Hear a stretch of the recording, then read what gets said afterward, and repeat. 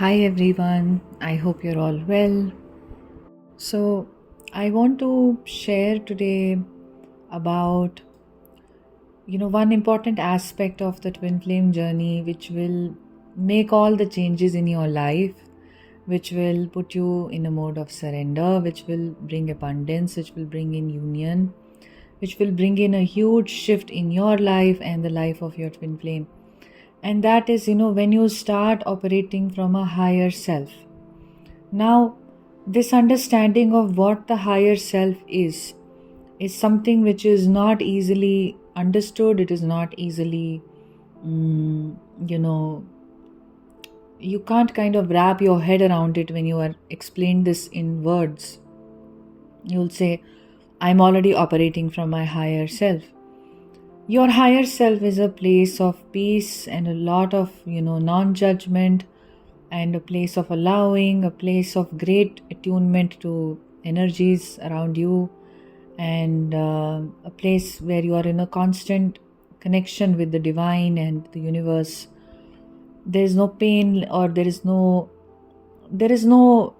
disconnection that the higher self has either with the twin flame or with the divine or with the universe, or with energies of everything else. It's a part of everything around. So it's that part of you which is connected to everything. Now, does it mean that you're not triggered? You may still have triggers, you may still have pain in your system, you may still have a lot of fears. But when you operate from your higher self, all of this is happening at a distance from you. Does it mean you can't hold awareness to your pain and triggers? You can, and you will. But it's not deciding your way of operating in life. And your reality changes when you operate from your higher self, because reality can be very hard when you are in the egoic self. Challenges can happen. You drive somewhere, you don't have a good experience of driving on the roads. Small things it can be. You go, you ask for something, someone doesn't give you what you need, or something along the lines of that. When you have more challenges when you are in the lower self, because it's very egoic in nature. It operates on the basis of karma. But your higher self has no such interaction. Your higher self is very neutral. So this is a spiritual reality now. Now this is where the chakras are activated, the higher chakras are activated. And this is where considerable amount of purging has happened from the lower chakras, and you are not of a being of the mind, and you're also not an ordinary being, anymore. This is not to inculcate a spiritual ego in you or to talk about, oh, I am so great and I am so this. You are a being of compassion, a being of understanding, a being beyond judgment, a being who is pure, a being who very well can be a conduit of the divine. You understand everything, that is happening in your journey. You understand your twin flame. You have very intense communication, with your twin at this point. At the 5D level, you know that the communication and the connection is of the 5th dimension, or a higher dimension rather. And you don't mind it. Most people mind the 5D connection. People are like, your ego really doesn't like the 5D bit. Oh, I don't want to know what's happening in the 5D. He needs to show up for me in the 3D. Or I don't know, I don't care for what his 5D self is saying to me. I need to know what he thinks about me in the 3D. You're saying, I want to know what his ego is thinking about me. His ego, which has, his blocks from childhood, which has fears, which in response to your running, your chasing, your ego, which started to run after your twin flame, has started to run away from you, which is always going to give the counterpart, reasons to not be with you, reasons to why this connection can't work, or, all that stuff. This ego which has to dissolve for him. But it can only dissolve if yours has also dismantled, considerably. You're not a being anymore operating from your egoic self. So this process is not to be defined in words. This is not happening at the level of your mind. It's just happening at an energetic level, which is so beyond the mind that the mind can still be playing its own drama, and this process can still be happening. So this is very interesting, how it happens, because the mind, many years ago, I used to hear these, like Sadhguru speak of this, that, oh, let the mind do what it's doing. Like, because, your liver works and your intestines are digesting food and your lungs are breathing and, your kidneys are doing what they have to do. Your heart is beating. So the brain and the mind will keep on thinking. So let it think. But your identification, like with the thought and the mind, is so high that you think, I am the one that is thinking. To me, I'm not saying the thought is happening to me. I believe I am the thought, like I am feeling this way, I am going through this, I'm going through that. Oh, look at her. What is she? She's not very nice. She's not spiritual. She's, you know what? I don't like this. I don't like that. Or I really like this. I really like that. Wow, what a beautiful, color or dress. Or it's all this conversation, what a beautiful sunset. Oh my God, just look at it. You believe you are that. You believe you are this voice that is talking. I am the sunset, what a beautiful sunset, what a beautiful moon. All this you believe you are that, but you're not. You have a separation from this dialogue of the mind. Okay, it's funny. And this dialogue of the mind can keep happening, but it absolutely doesn't impact you. So this is not making sense if you've not been meditative. If you've held awareness, then you know that if there is a separation present with your mind, then you will believe that, then you will not have this experience, right? This is why the journey is of a meditative nature. This is why the journey is a spiritual journey, because you are not your mind. So very simple meditation can teach you you're not the mind. Very simple techniques can create a separation, between you and the mind and the body. So this takes some time to come to make it your lived reality, because you go through purging. It's not easy to immediately, today you met your twin and 1 year down the line you are here. It's not possible, because you're just adjusting to this soul, shock that you've received, this awakening and everything. It takes time, because a lot of the chakras are blocked, of the lower chakras, the higher chakras in their own energy. They are not very, people have been traumatized all their lives. The matrix that we live in, we are constantly living in trauma. Children are going through trauma of all kinds. Whether or not they are on the twin flame path or not, schooling systems are meant to traumatize people. Job systems are meant to traumatize. Family systems are like that now.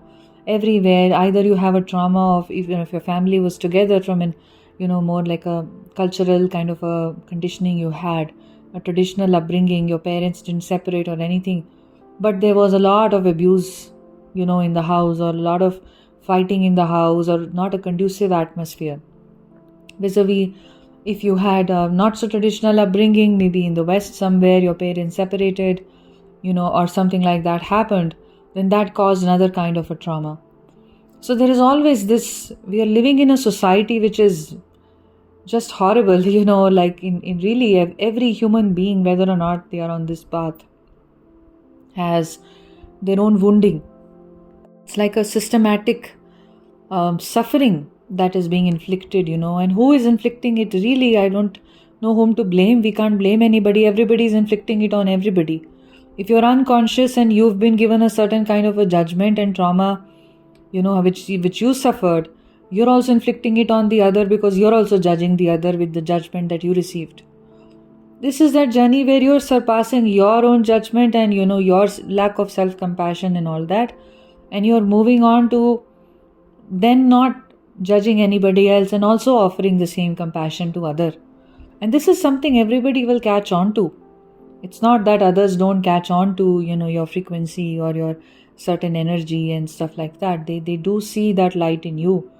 It can't be missed. It's very hard to miss that kind of a light in another human, when they awaken at this level. So It's a spiritual process. So, whatever you may be trying to grasp through your mind, even right now while you're listening to this, maybe, at some level, at the level of your consciousness, you know what I'm speaking of. At the level of the mind, it's just, it is not graspable, right? But your reach is beyond the grasp. Even if you don't understand it, it doesn't mean that it's not going to happen. I don't want to sound like too kind of, but I just remember this quote that when I was in school, my grandfather had gifted me a book. Okay, it was actually an old book which was lying around, and he said, you can take it. And this was the Limca Book of Records. Okay, like the Guinness Book of Records. So this was the Limca Book of Records from a very old book, with a lot of nice pictures and stuff, a lot of information. So it said there, the first page was, but a man's reach should exceed his grasp, or what's a heaven for, right?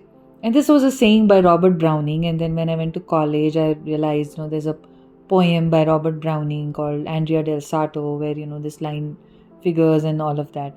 For those of you who've studied literature, you'll find it interesting.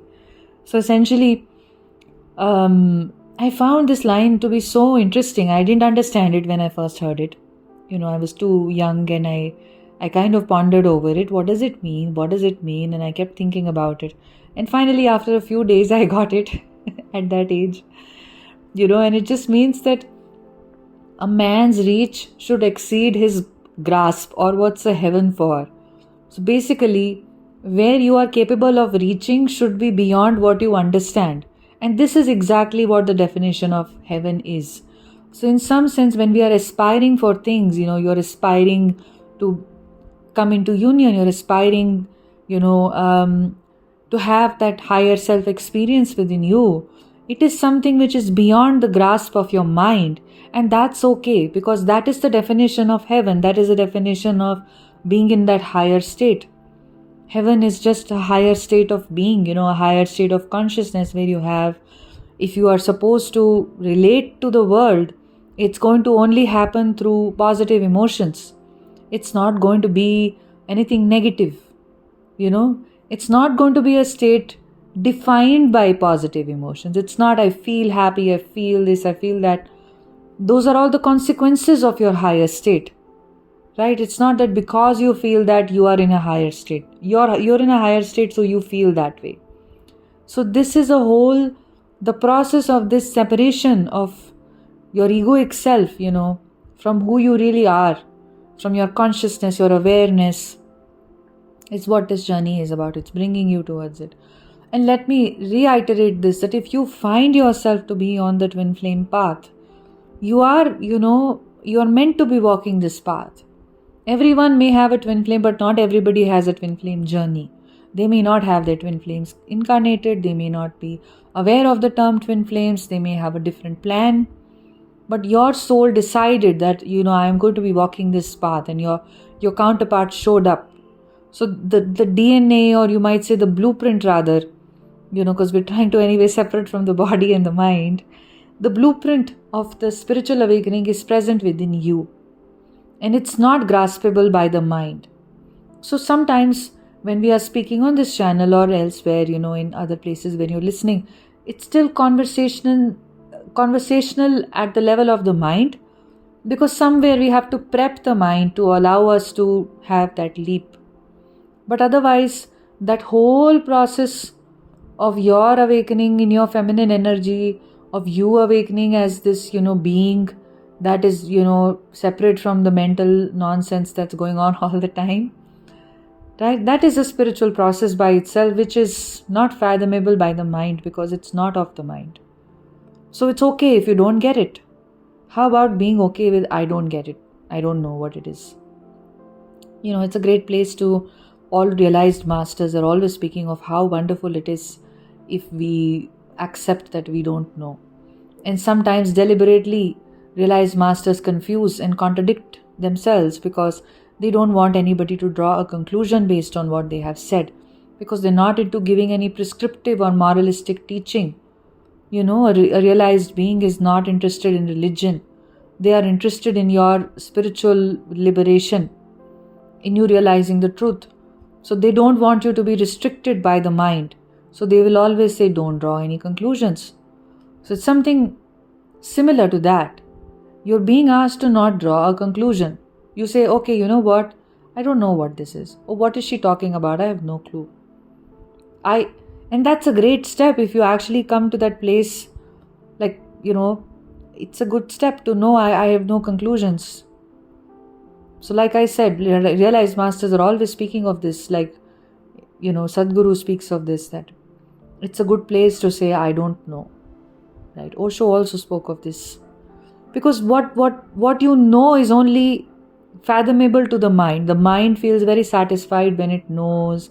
It gets a sense of certainty. It doesn't like the uncertainty of the journey. What am I going to do 1 year from now?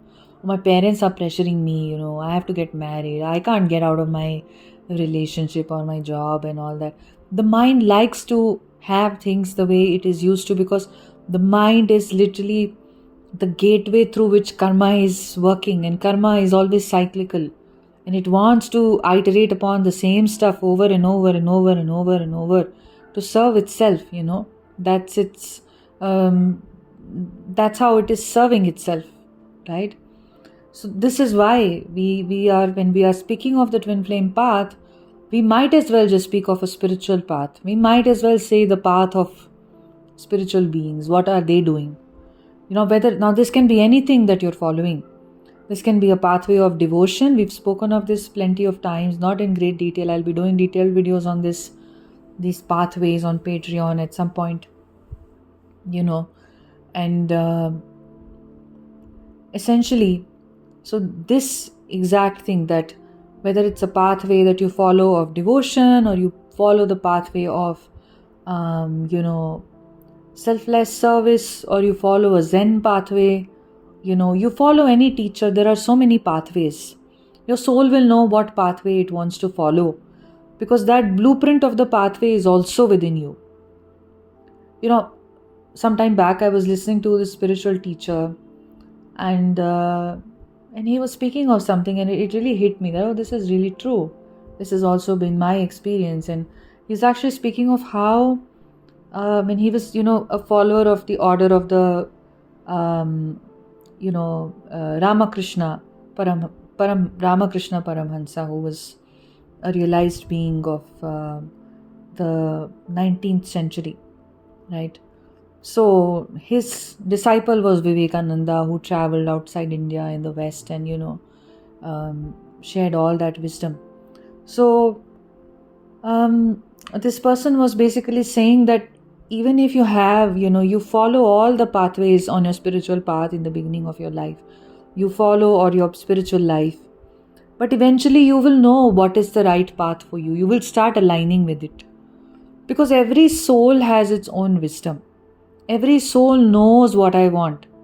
So some will, follow a certain realized being, and some will follow the other. Like in the previous podcast, I'd spoken of how some become Shiva devotees, some become, Devi devotees, some become Vishnu devotees, or some don't want to follow this pathway and they go into another kind of a pathway, maybe the Jnana Yoga or something else, or Karma Yoga or Raja Yoga or whatever else, or not really any of these traditions, but some other kind of a tradition, right, which aligns with them.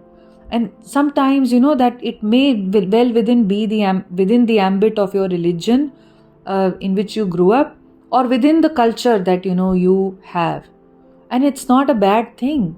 It's not a wrong thing. You don't have to look in a certain direction, a certain culture. The blueprint is within you, what calls you, right? So if you find yourself on this journey, you met your twin flame and, you're going through this awakening process, you really have to trust. You have to trust you're being led, right? It's okay if things are not making sense right now.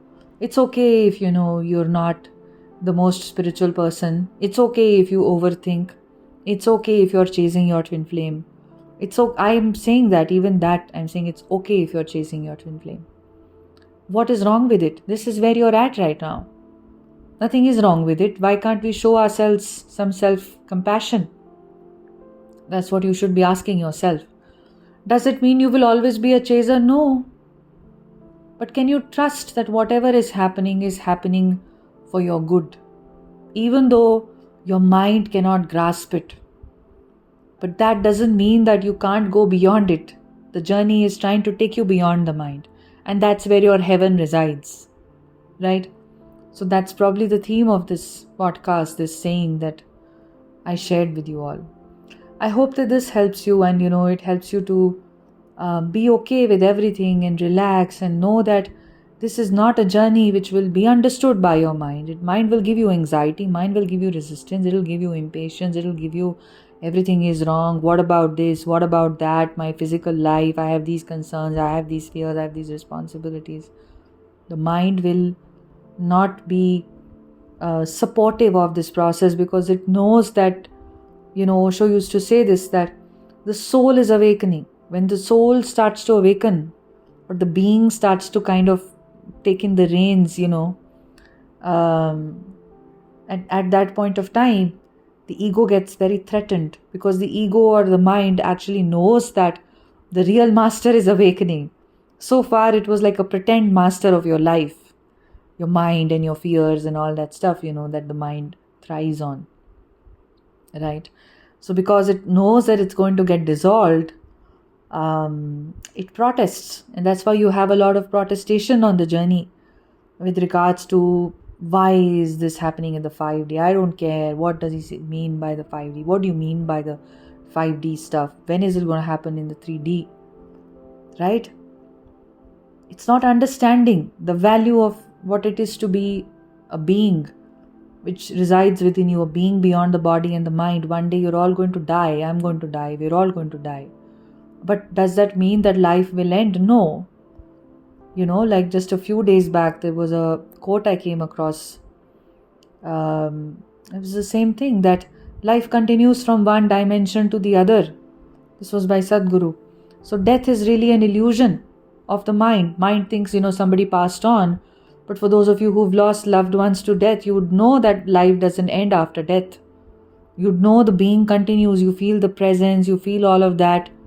In many cultures, you're still paying a lot of respect to the departed and all of that. It's simply because you know that the being and even the connection remains. Death is just a very temporary end only at the realm of the physical. So when you're anyway not a being of the physical, why are you giving so much importance to the way things are in the physical right now? Right? Not understanding that the physical is just a manifestation of what is within. And what is within is where you're shifting on this journey. Now again, I know this can be triggering because we don't want to hear it, because we want physical stuff. How do I get there ASAP? Time's running out. TikTok. Well, that's not something that needs to be addressed. That's just something that needs to be left behind. That is the nature of the mind. You can hold awareness, you can see what it is and what the fear is and all of that. It's definitely extremely helpful to do it. The more you have a consciousness which is of a spiritual nature within you, that you align with, the easier it gets on the journey. The easier these truth bombs, get to digest. And you feel a certain freedom within. This is not a journey of feeling angry towards your twin flame. Your twin is within you, as available to you as they are in their physical form, even in their, whether or not you're in communication, it doesn't make a difference. So those truths are not bad truths. The nature of the twin flame connection, of it being of a 5D level, is not a bad thing. It's a good thing. It's a thing which is permanent. It's a thing which is eternal, like your union. Like your connection with the divine, your connection with the Guru, is not something which is defined by the physical. And this is what makes it eternal. This is what makes it constantly available. And this is what makes it worthwhile. Everything else is frivolous nonsense, isn't it? It's here one day, tomorrow it's changing, it's impermanent.